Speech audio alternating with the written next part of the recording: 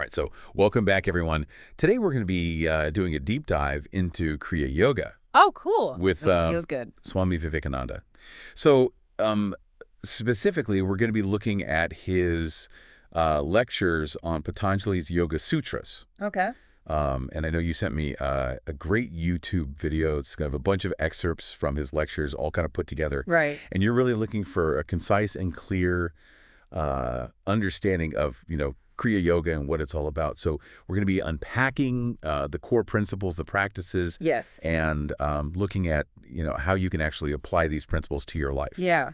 What I think is so fascinating about Vivekananda's take on it is that he's not just talking about it in some abstract way. He uses all of these really interesting and relatable analogies and examples that make it, makes these ancient ideas come to life and also make it, super relevant to our lives today. Absolutely. And that's what I think is so exciting about this deep dive is that, we're not just going to be defining terms or anything. We're going to be exploring how these concepts can actually help you navigate the challenges of modern life and tap into a deeper level of, peace and well-being and everything. So let's start with the basics. What exactly is Kriya Yoga? Yeah, well, Kriya Yoga is, it's often described as the path to achieving Samadhi.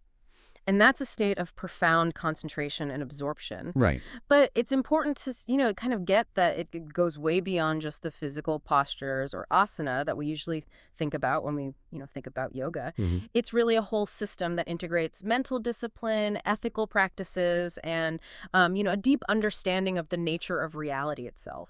So it's about kind of going beyond just the physical practice and cultivating a deeper awareness of our inner world. Yeah, exactly. And to kind of illustrate this, Vivekananda uses this really, really powerful analogy. He compares a human being to a chariot. So he says that the body is the chariot, our senses are the horses, the mind is the reins, the intellect is the charioteer, Okay. and the soul is the rider. All right, I like that. I'm visualizing this. Yeah. So we got this chariot, these powerful horses, and this charioteer trying to maintain control.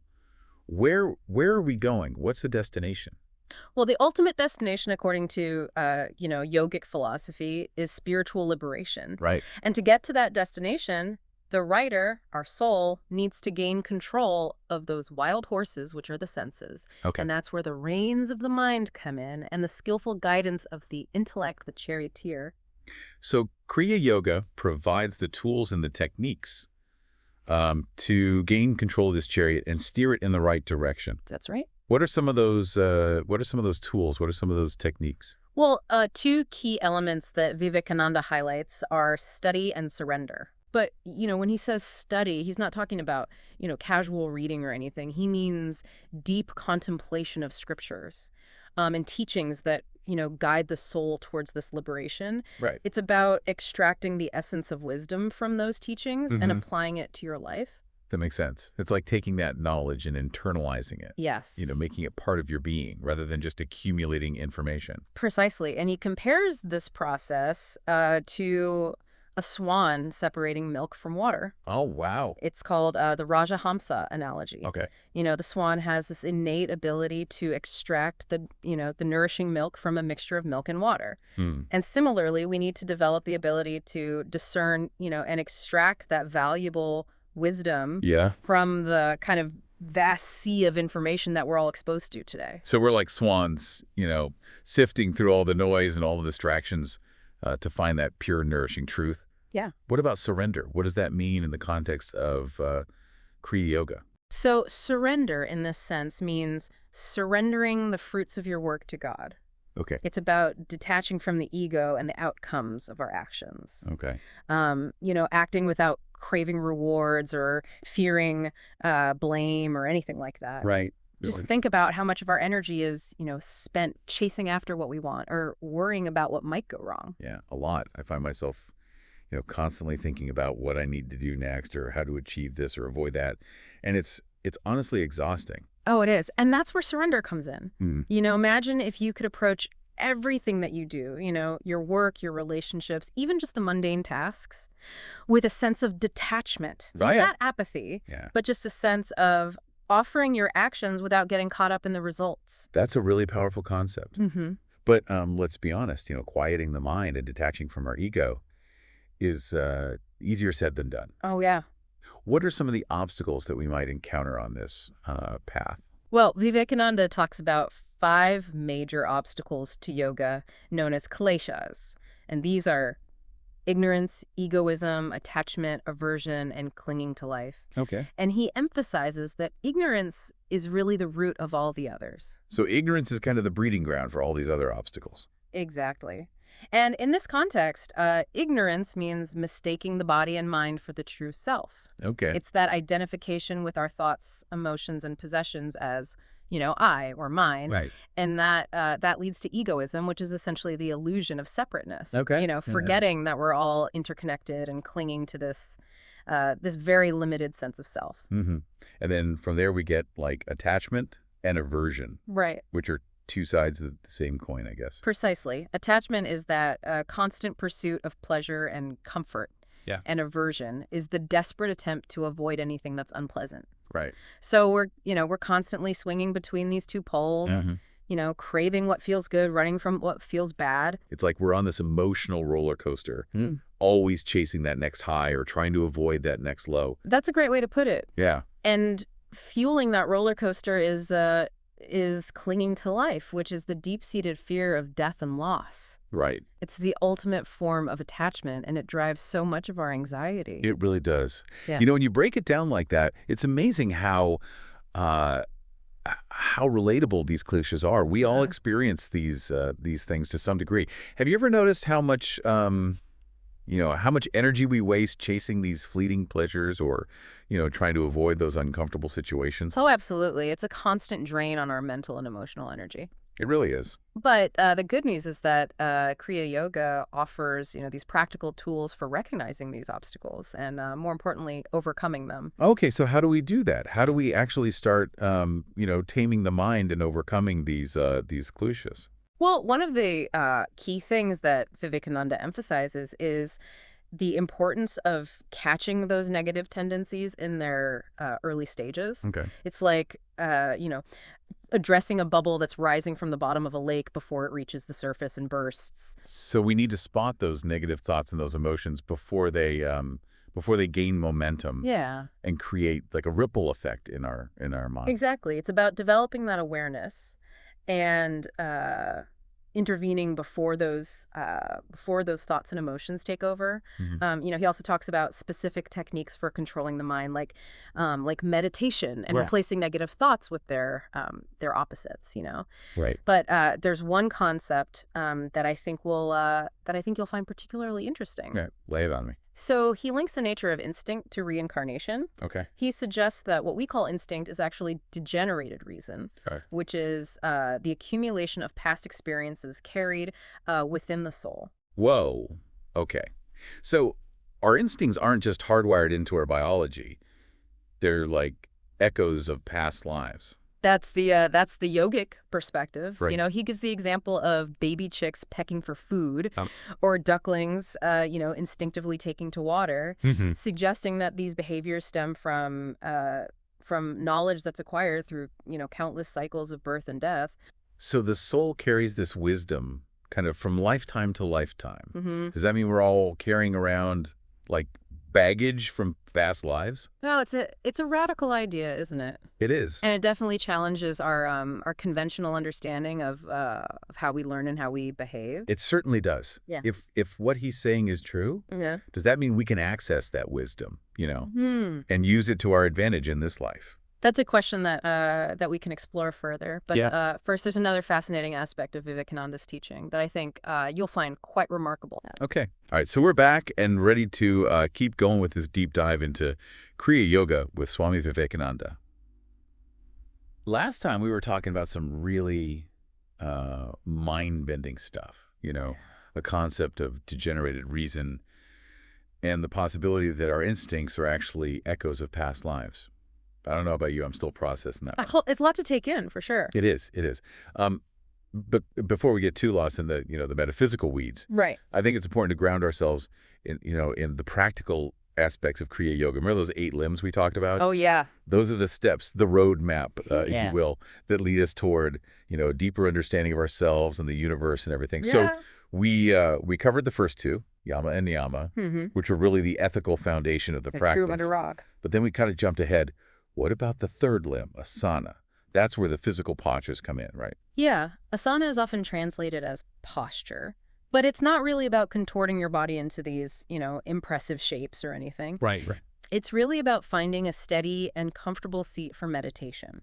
Okay. So think of it as cultivating a sense of steadiness and ease in the body Okay. so that the mind can become still. So it's more about creating that stable foundation for deeper practices. Yeah, precisely. Rather than just, striking a pose or something. Exactly. Vivekananda emphasizes that until you can sit comfortably, hold a steady posture without getting distracted, Right. it's difficult to progress, with the other practices. If your back is aching or your legs are falling asleep, Right. it's pretty hard to focus on anything else. Yeah, I can definitely relate to that. I've tried to meditate before, and I just find myself constantly adjusting, fidgeting. Mhm. It's like my body just won't cooperate. I think that's a really common experience. Yeah. And it just highlights the importance of asana. It's about training the body to be still. Right. And comfortable so that the mind can become quiet. Mm-hmm. So how do we, achieve this steadiness? How do we train the body? Well, Vivekananda has this fascinating perspective on it. He suggests meditating on the infinite. Meditating on the infinite. What does that even mean? He explains it like this. He says, we can make the seat firm by thinking of the infinite. We cannot think of the absolute infinite, but we can think of the infinite sky. Okay. So it's about expanding our awareness beyond the limitations of the body and connecting to something that's vast and boundless. So it's about shifting our focus from, those physical sensations Yeah. to a more expansive sense of being. Exactly. And when we can do that, when we can hold that steady posture, expand our awareness, Vivekananda says that the dualities do not obstruct. Oh, interesting. And he's referring to those pairs of opposites, Yeah. like heat and cold, pleasure and pain, Yeah. that tend to distract us and pull us out of the present moment. So we become less reactive to those external sensations and the internal fluctuations and everything. That's the goal. We cultivate a sense of equanimity, Okay. a stillness at the core of our being Mm-hmm. that's undisturbed by the, the ever-changing tides of experience. That sounds amazing. Yeah. But also incredibly challenging. Oh, yeah. It's like achieving a superpower, It is. to be able to just remain calm Right. and centered no matter what's happening around you. It does require a lot of discipline and dedication, Yeah. but it's a skill that can be cultivated through, consistent practice. Right. Okay, so we've got asana, the steady seat, and now we move on to the fourth limb, pranayama. Right. That's the one about breathing exercises, right? It's more than just breathing exercises. Pranayama is about controlling and directing prana, Okay. which is the vital life force that Okay. permeates the universe. It's the energy that animates all living things. Mm-hmm. And while the breath is, the most obvious manifestation of prana, Yeah. it's not the whole story. Okay, so it's about tapping into like a deeper level of energy, Yeah, the energy that sustains life itself. precisely. And by consciously controlling the breath, Mm-hmm. we can regulate and direct that prana, Mhm. calming the mind Okay. and enhancing our vitality. So it's like fine-tuning the instrument, of our being. That's a great way to put it. Yeah, so that it can play its music more harmoniously. Exactly. What are some of the techniques involved in pranayama? Are we talking about, just breathing deeply, or is there more to it? There's many different techniques. Yeah. Some are simple, some are more complex. Okay. Some of them involve regulating the inhalation, the exhalation, and retention of the breath, Okay. what's known as kumbhaka. Mm-hmm. Others involve focusing the breath on specific parts of the body Okay. or holding the breath for different durations. So it's not just about breathing deeply, but it's about, consciously directing the breath. Right. And controlling the rhythm and everything. Yeah, exactly. And Vivekananda points out that practicing pranayama can awaken the kundalini. Oh, okay. Now we're getting into mystical territory again. Yeah, a little bit. What is this kundalini energy all about? Well, the kundalini is this really potent force that, when it's awakened, can lead to profound spiritual experiences and transformative insights. But it's a complex concept, and it's best approached with caution and, with guidance from an experienced teacher. So pranayama is about more than just, improving our lung capacity or something. Right. It's about harnessing and directing this vital life force to enhance our physical, mental, and spiritual well-being. It sounds incredibly powerful. It is powerful, and it's something that should be approached with respect and awareness. Yeah. But when it's practiced correctly, it can have a profound impact on our overall health and well-being. Absolutely. All right, so we've got asana, the steady seat, pranayama, the breath control, and now we move on to the fifth limb, pratyahara. Right. That one's about withdrawing the senses, right? Does that mean we, shut ourselves off from the world? Not necessarily. We become hermits. No. Pratyahara is not about physically isolating ourselves. Good. It's about consciously withdrawing our attention from the constant bombardment of sensory input. Okay. It's about turning down the volume on the external world so that we can tune in to our inner landscape. So it's more about training the mind to be less distracted by external stimuli. Precisely. Think of it as, shifting your focus from the outer world to the inner world, from the seen to the unseen. Right. It's about creating a space of stillness and clarity within the mind. That makes sense. I can see how that would be helpful, for meditation.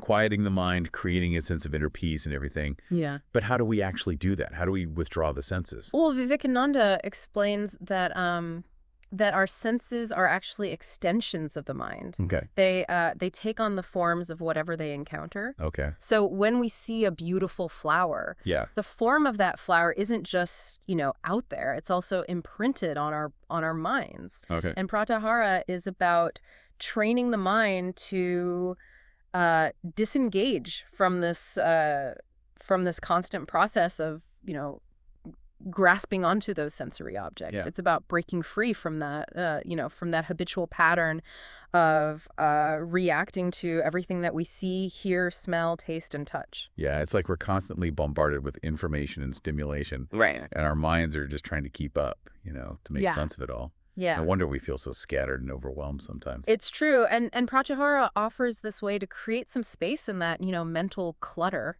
to cultivate a sense of stillness and clarity amidst the chaos. Okay. So how do we actually practice pratyahara? Do we just close our eyes and try to block everything out? There's a lot of different techniques, Right. but they all involve consciously shifting our attention inward. Okay. Some practices focus on withdrawing the senses one by one. Okay. Starting with the sense of taste, then Yeah. smell, then touch, and so on. Okay. Others involve focusing on a single point of awareness, Okay. like the breath or a mantra, Mhm. and gently guiding the mind back to that point whenever it wanders. So it's about cultivating that muscle of attention, Yeah. strengthening our ability to focus and resist distraction. Precisely. And as we develop that ability, we gain a tremendous amount of freedom and control. Vivekananda says that from pratyahara arises the supreme control of the organs. He even suggests that this control can extend to the muscles and nerves, giving the yogi mastery over the body.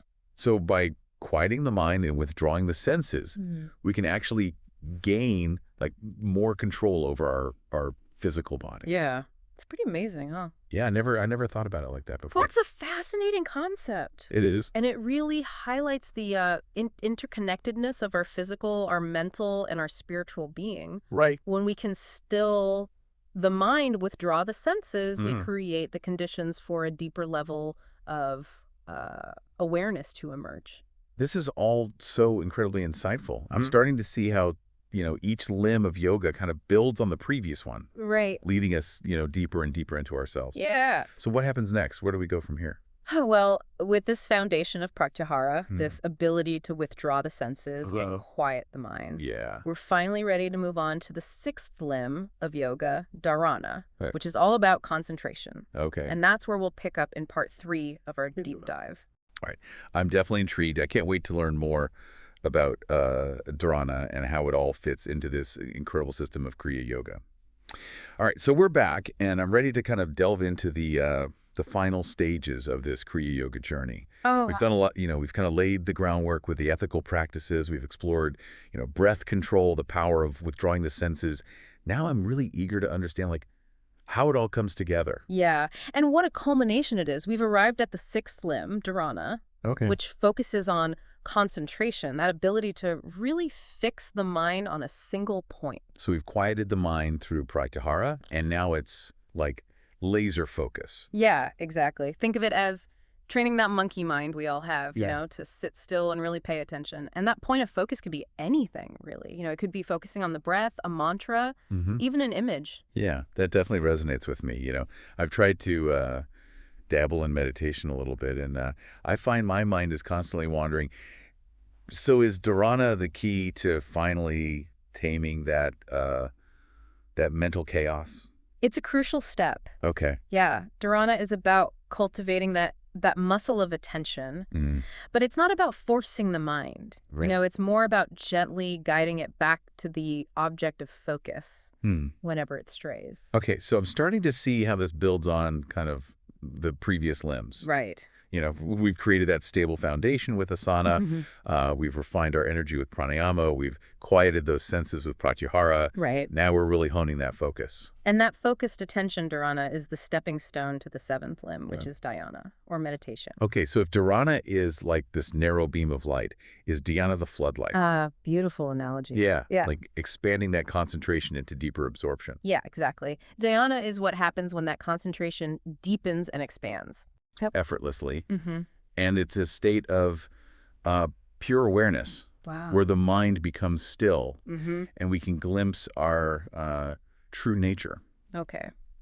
Is this where we start to experience that unity with the universe? Yeah. That's so often associated with yoga? It's certainly a taste of that unity, Yeah. emerging with the object of meditation. But the true culmination, the summit of this yogic journey, is the eighth limb, Samadhi. Samadhi. I'll be honest, that one feels a little shrouded in mystery to me. Sure. What is that? Like some kind of mystical trance state? Well, you can think of it as a state of consciousness where the mind completely merges with its object of focus. Okay. It's a complete dissolution of the sense of I and other. Okay. And in that unity, there's profound peace, bliss, and this expanded awareness. So it's not just about achieving like inner peace, Yeah. but it's also experiencing this profound connection to everything around us. Exactly. Samadhi is a realization of our true nature, the eternal self, which is inherently connected to all of existence. This whole journey is incredibly inspiring, but it also sounds like a lifelong pursuit. It is. It is. But, remember, each step along the path, even if we don't reach that summit of Samadhi in this lifetime, is transformative in itself. As Vivekananda said, the goal isn't just personal liberation. It's about realizing our interconnectedness with all beings. Yeah, that's a beautiful concept. Yeah. So it's not about escaping the world. It's about transforming our relationship to it. Yeah. Bringing the peace and the clarity that we cultivate through yoga into our daily lives. Exactly. And that transformation is available to everyone. It's not about being a monk or a renunciate or anything. It's about, integrating these practices into our lives however we can. This deep dive has really opened my eyes to the depth and the richness of Kriya Yoga. Yeah. It's not just a set of exercises. It's this profound philosophy. Yeah. And this practical path toward, living a more fulfilling and meaningful life. Absolutely. It's been a pleasure exploring these concepts with you. Yeah, likewise. And remember, the journey starts with a willingness to look within, to cultivate awareness. Yeah. And take those first steps on the path. Well said. To our listeners, we hope this deep dive has sparked your own curiosity about Kriya Yoga. As Vivekananda suggests, there's this immense power within each of us waiting to be awakened. So what possibilities will you uncover as you explore this path? Until next time, keep diving deep.